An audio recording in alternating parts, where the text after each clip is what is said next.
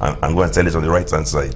Look, taking advantage of arbitrage opportunities comes naturally to entrepreneurs.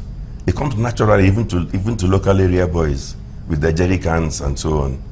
I mean, look at diesel. Do you know sometimes there's a disparity, little disparities in the price of diesel between Port Harcourt and Aba? Diesel merchants move the product from one to the other to take advantage, and then the price equalizes, and then if you do it, even you won't make any money. I don't know anybody who buys diesel and travels with it a very long way, because there's no reason to, because the diesel merchant near where you want your diesel is selling at prices that are not too far away from the prices in the major urban centers. If we go ahead and fully deregulate, what's the guarantee that, who knows, marketers won't come together tomorrow and say, well, sorry, we can't sell at even, say, 145. It has to be 200 or 250. You know, Chamberlain, you see, unfortunately, we're all still trapped in these decades of fixation about the price of only one item called petrol. Why? I mean, the same. You could have said the same for aviation fuel, said the same for diesel, said the same for flour, said the same for rice, said the same for every item, every commodity out there. The point I'm making, at the end of the day, people can abuse a market when you put in its place some distortions. It is the distortions they are attacking. If you remove the distortions and you make sure that the market is being allowed to operate and there's competition, it is the profit motive that will make one player try and increase market share over the other.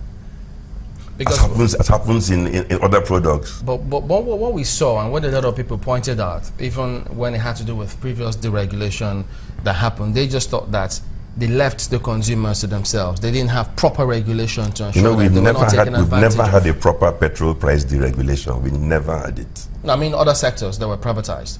So yes, but in almost every other sector, I don't know of any other sector, apart from things like power, where tariffs are approved by the regulator. Telecoms. Yeah, telecoms as well, the same thing. But in all those, are you aware of a problem in telecom with the pricing?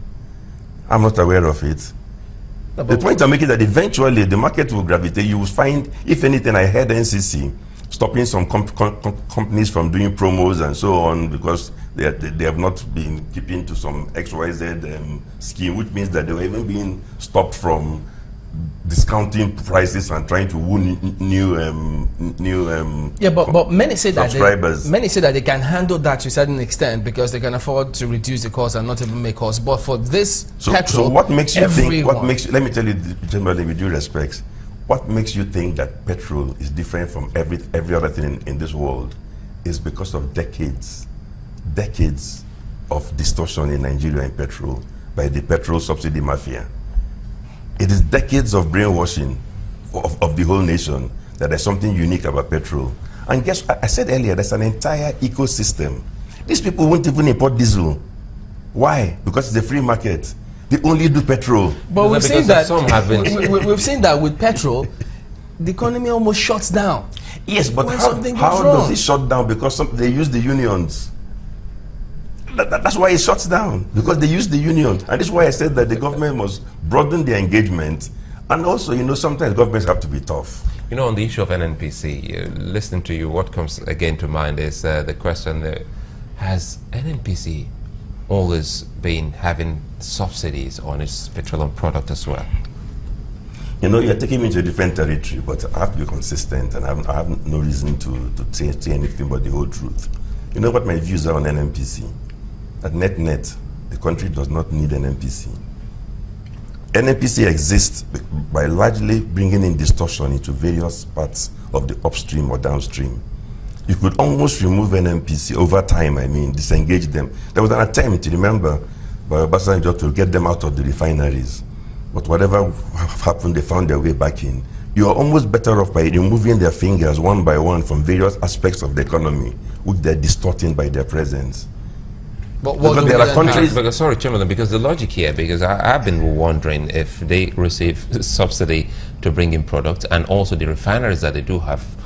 Quite recently, they have told us that they've started refining products here. So if they have, are they also selling at the ceiling of 145 naira to the people? You see, a lot depends on what exchange rate they get their own dollars. If you give them dollars at 200 to 1, or they hijack our oil dollars at 200 to 1, then of course they can sell at a lower price. So I mean, let's not dwell too much on NNPC as one agency. I'm more concerned about the change that the country needs, the broad economic reforms. But that change is happening in Saudi Arabia, Saudi Aramco. It's happening around the world, everywhere. And, in fact, the countries that have refused to adjust include a handful like Zimbabwe and a few others. The fact is that you cannot run away from reality. So, but I don't want us to focus. If you want to focus on NNPC, that will be the subject of a different discussion. But I have very strong views there as to how we can do business without necessarily having the distorting impact of NNPC in our upstream and downstream. Because people think NNPC is a regulator. They are not a regulator. DPR is the regulator. Yes, DPR is the regulator. NNPC is actually an actor most times, taking part in the same businesses as the private sector. Is that not why they're asking for the petroleum industry bill, so that they will now be given their roles properly? You see, if we go down the argument of petroleum industry bill, we'll be here all day and all night. Because if you go back to the original reason why some of us advocated for a PIB, it was to solve some problems one by one. The problem of cash calls, to free the economy once and for all from this problem of cash calls and government trying to be asked to bring huge sums of money when we don't have it. It was supposed to ensure that we had an oil sector that could operate independently. Slowly, I don't know how all that changed, even from the last government to bringing out the PIB drafts that effectively try to even multiply NNPC. The problem was that one NNPC was bad enough, almost, in terms of its domineering impact and the distortions it brings into our oil industry. And then you think the way to reform is to have multiple NNPCs. I disagree, but like I said, let's not make that the subject of this discussion. You told me I was coming here to discuss fuel pricing, deregulation. It's because of the pricing that the question popped up, because no, I agree, but I'm just saying that I understand. No, I'm pleading that if you want to discuss that, we have to discuss PIB properly as an agenda item. Because this big question you've been asking, it sounds rhetoric, but I think we need an answer to that. Why one commodity? Why all this hullabaloo about one commodity? And you tried to also ask the logical question, which most Nigerians, especially those who live in cities like Lagos, Abuja, and Port Harcourt, you don't want to bridge housing, but you're bridging one commodity. And this is something that you can easily move from one place to another. But I gave you the answer. Did you try to advise previous governments you've served as economic, team member on some of these issues? Of course. I mean, I think it's an open secret. I think Chamberlain knows. Some of us were the advocates of deregulation. The most you can do is to put pressure on the government and say, look, this is what you've got to do. But to answer your question, you said, why one commodity?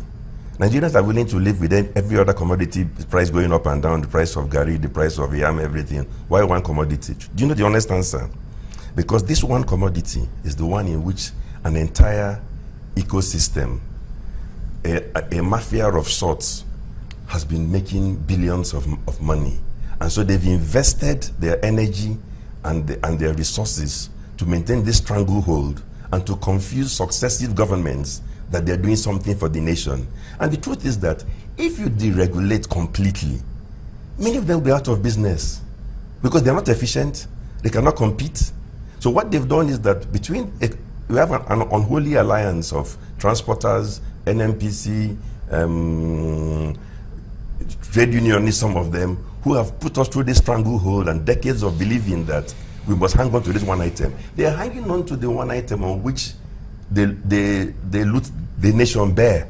That's all. And it's for the nation to see through that and say enough is enough. And then the other part of it is, which we've spoken largely about this, but I could bring it up again, is the impact it will have on the people. Yes, you've spoken about that, but petrol is also very important because, look, we don't have the good, fantastic bullet trains or to move people from one place to the other. Unlike people move around in buses, cars, they all use fuel.